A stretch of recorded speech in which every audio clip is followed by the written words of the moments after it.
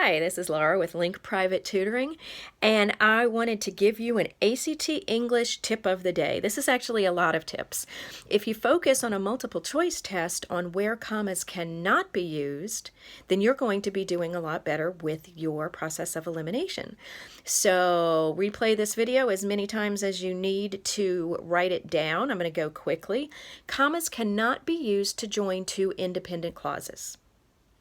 Commas can not be used between an independent clause and a dependent clause when the independent clause comes first. You don't need a comma.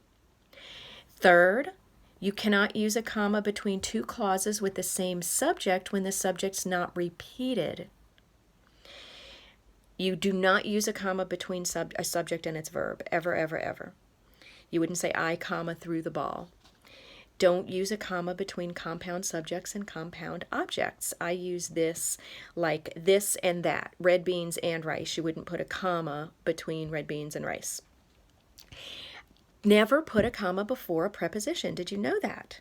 That is really, really helpful, and it shows up a lot on the ACT. Just remember, you don't put a comma before a preposition. You also do not put a comma before the word that. Who knew, right? Just memorize it. Cannot put a comma before the word that. 8, don't use a comma between two adjectives whose order cannot be reversed. So you wouldn't say the Caribbean Sea contains some of the world's most coral stunning reefs.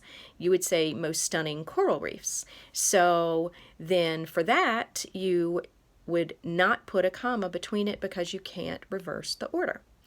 Don't put a comma between adjectives and nouns. And don't put a comma before an open parentheses, ever, ever, ever. There you go.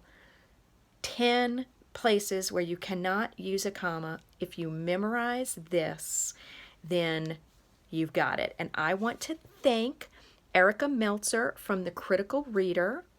She listed all of these tips in a nice, easy to find place. So visit Erica Meltzer if you want to learn even more.